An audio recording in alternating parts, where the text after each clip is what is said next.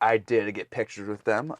This one right here, I got Jonathan Frakes, I got Denise Crosby, and I got Brent Spiner in this picture. Oh, what? Wait, there's more. I got this picture, me and William Shatner. Alex, we gotta talk about the episode. We're recording. Huh. Oh, we do we? Oh, Yeah. Oh, okay.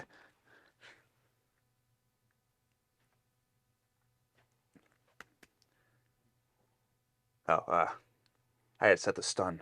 Hold on.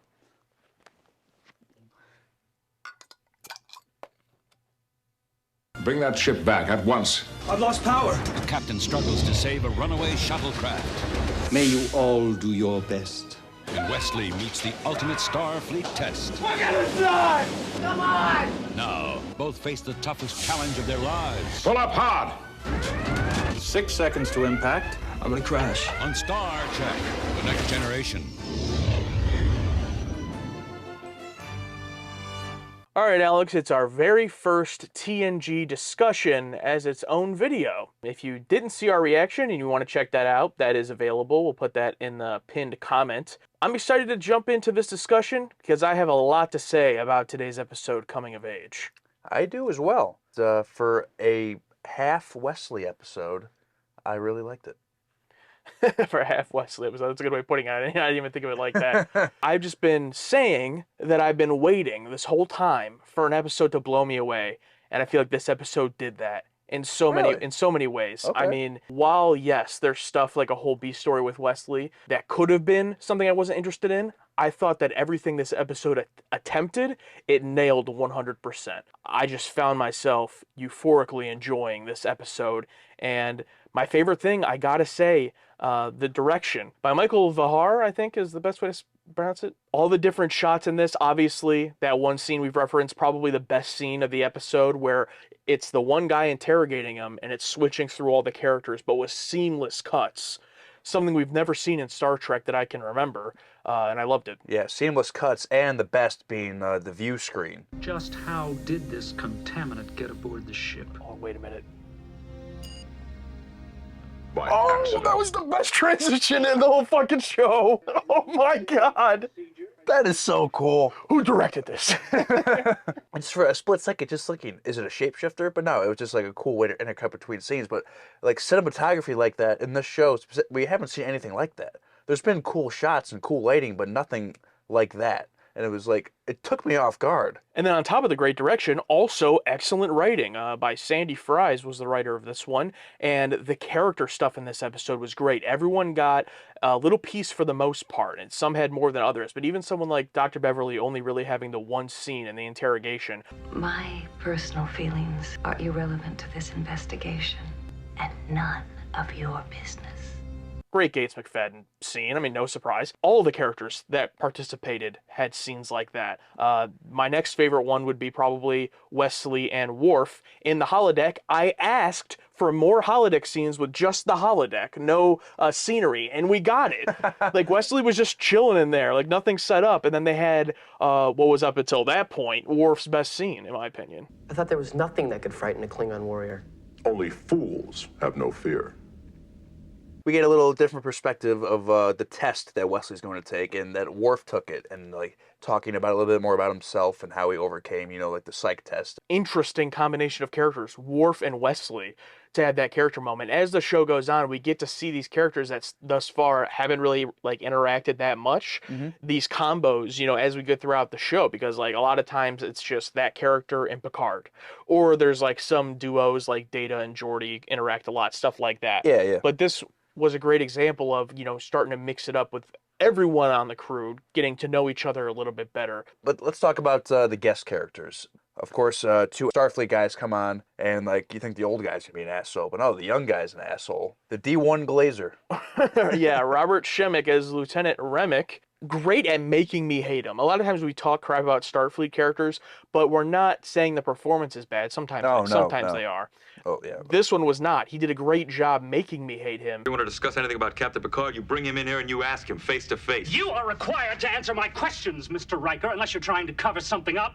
And then by the end to flip it to where he says he would love to serve on the Enterprise. It was a nice little redemption that didn't feel out of place.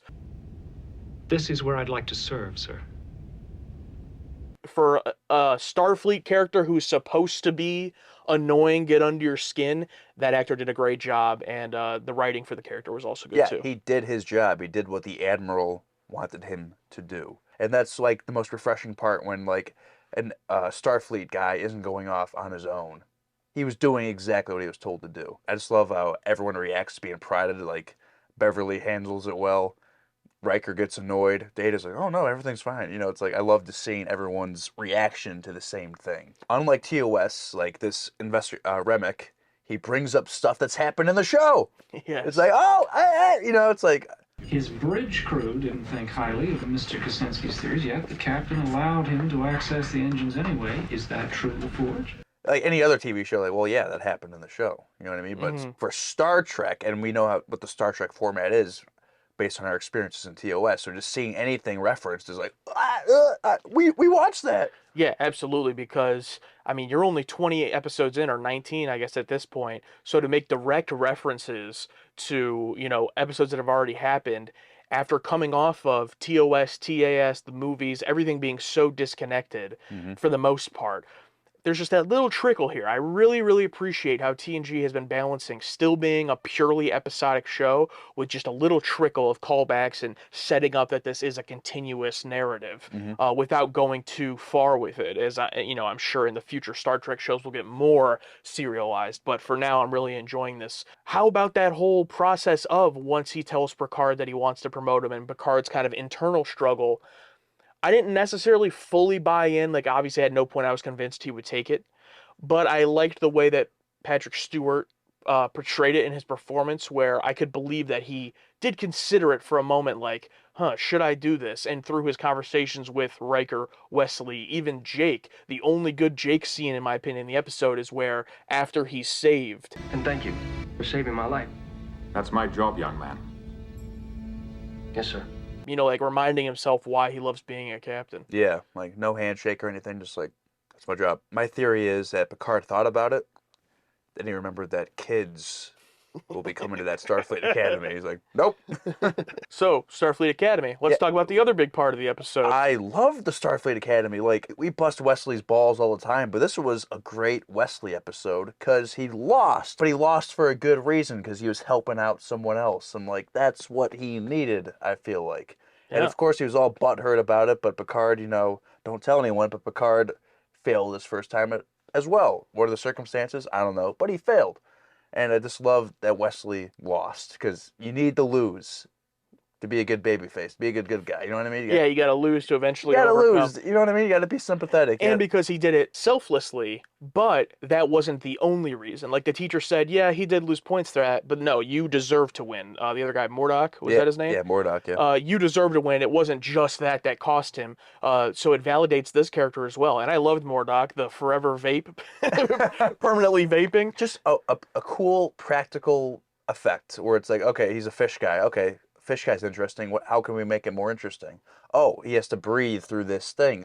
That's cool. That's neat. That's a little, like, it could have just been, you know, just a fish mask. Yeah. You know what I mean? Like, oh, I'm a fish. It's like, oh no, let's add a little more. Oh, he has to breathe through this thing. Like, that's neat. And great makeup too the whole time. Yeah. And he has his own little quirks on his own. And we also got the first named Vulcan in the show. Wesley Crusher of the Enterprise. As one of the other potential students. That's right. And then that fourth one, who probably won't ever show up again, but it looked like they might be laying something there to bring her back, but we'll see. So you better be ready next year, Wesley. I won't be easy to beat. Every line she delivered was like, well, let's go again. She wasn't the best. One of the biggest testaments to the episode is that her performance wasn't that great, and then Jake, that actor, in my opinion, wasn't that great. Both younger actors. Please, help me. And it didn't harm the episode at all, really, in my eyes. That's true. I mean, I don't know, it's tough. You're an actor, you're in this cardboard box set. It's like, you're going to die, act like you're going to die. And you're just sitting, like, I get it. I understand. Acting is not easy. Yeah. Let's do another take. Yeah. How did you feel about Wesley's final test?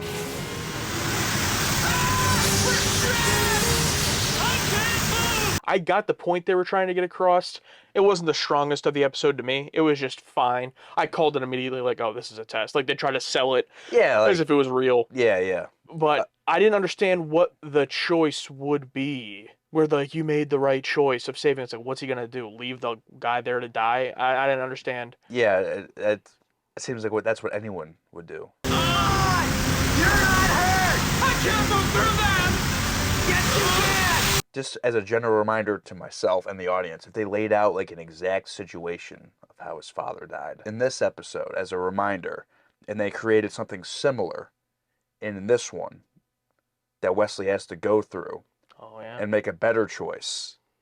You know what I'm saying? Yeah. That would be neat. Like, I'm giving myself goosebumps. Or also, the second guy was just like cowering in the corner.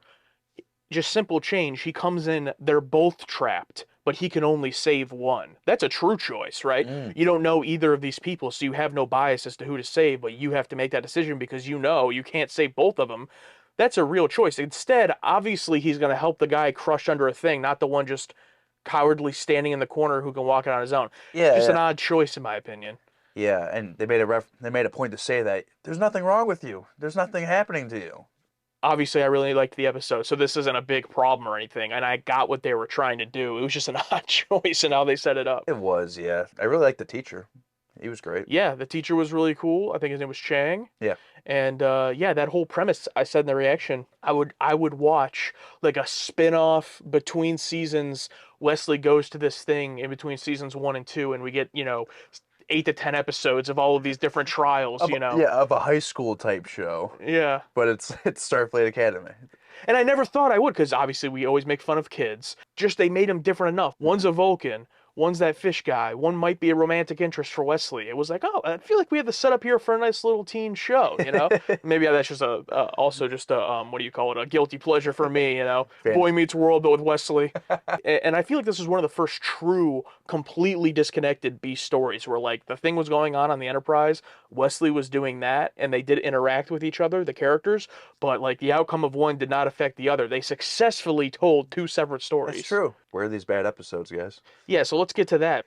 So, yeah, this is another example. I will never understand why people are saying this first season is bad. Sure, there's been some bad episodes, but as far as our frame of reference being TOS, the movies, TAS, this is in that upper echelon for me of everything. Like, if this is what most Star Trek TNG episodes are like, I would love it, but everyone seems to say it's bad. Yeah, like, this is good, and, like, I've seen some patron comments, some comments being like, oh, I haven't thought about this one in forever, but rewatching it, I'm like, oh, that wasn't as bad as I thought. You know what I mean? Yeah, I think that's the most likely thing, is that people thinking about it generally, not in like an episode by episode. Because, like, I could actually believe that the later seasons generally are better than these, than this first season. But what I have a hard time believing is that, like, someone would watch this episode on its own, regardless of what season it's in, and think like, wow, this is a bad episode. Like, that's what I've had trouble really coming to terms with. And besides a couple where I could understand, it's really been like most comments we get once we actually get to the episode is like, oh, I actually liked this one. It's like,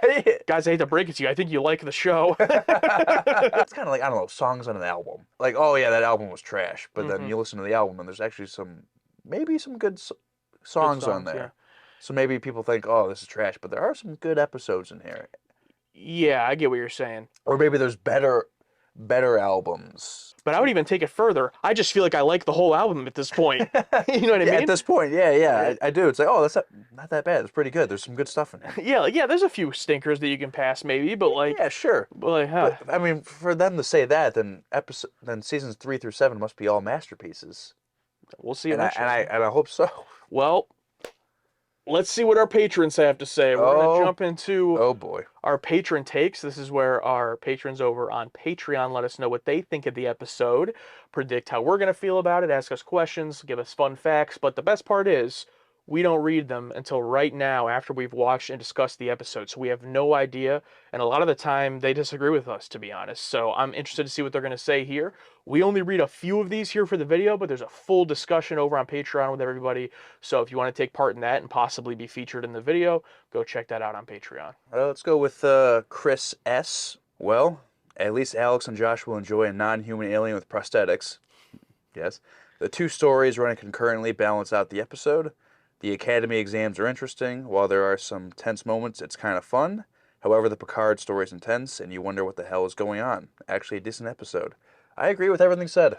Yeah, That's a take that I love. I mean, yeah, his whole comment is complimenting the episode to end it with actually a decent episode. You mean good? It's a good one. Yeah, like, a good episode. It's a good episode. What's bad about it? All right. This is from Robert. The one Wesley-centric story that I remember liking. Wesley had such potential here. Then they turned him into the second worst TNG character. First of all, second worst. I want to know who the worst is. But also, interesting. So Robert in this instance ends up hating him more later on. That's an interesting note. We'll file that away for later. Yeah, I'll think. The entire time I'm gonna be thinking, who's number one? But okay, so we got someone else also liking the episode as well here. So I got one from Dwayne Chansey, and I'm reading this one because it opens with, I liked this one. I think maybe even a top 5 so far. I did like it back in the day too. Lots of story and character building in this. I love the way they did the interrogation transitions. The scene with Wesley and Picard regarding his failure was very good. My question, ... How did you like the return of a Vulcan? We talked about that. Loved it. Loved it. I think you will really like it. The best of all Wesley eps so far. I noticed something at the 151 second mark, and I'm curious to see if you guys catch it. I never saw it until now after seeing this probably 10 or more times over the years. That's it. Well, that'll for you to catch it. Yeah, I'll look at it later when I'm doing the edit to see if I can tell what Dwayne's talking about, but nothing sticks out to mind from the beginning of the show that I'm thinking of off the top of my head. Like I said, the first 5 minutes always leaves my head. I mean, the opening was Wesley talking to that Jake character, wasn't it? Mm-hmm. So I don't know what would have happened in that scene. Okay, so I'm going to be honest. I can't really find many patron takes that are like blasting this episode or calling it really bad. This one's a question, so I'll read this one. This is from Matthew. If Captain Kirk had to deal with Remick, do you think he'd be more patient like Picard or more openly hostile like Riker? Like Riker. Riker, yeah. It's like, Kirk, if someone starts questioning Kirk's crew, like Kirk's going to back him up no matter what. Like, I don't care if you're an admiral, I don't care who you are. It's like, you leave my people alone. However, I do think Kirk would be a more balanced between the two than as full-on aggressive as Riker here. I think he would have the understanding of what Starfleet's trying to do, but he'd be more aggressive than Picard was. Right in the middle of Picard. Because they literally split Kirk, it feels half. like, yeah. And Riker is the more aggressive side, and the heroic, charismatic, and Picard's the more like, oh, I understand what's going on. Sometimes in the original series, Bones would have to be that reminder to Kirk, like, Kirk, Jim, you got to remember, Yeah. And Kirk would be like, oh, you're right, Bones, That's right.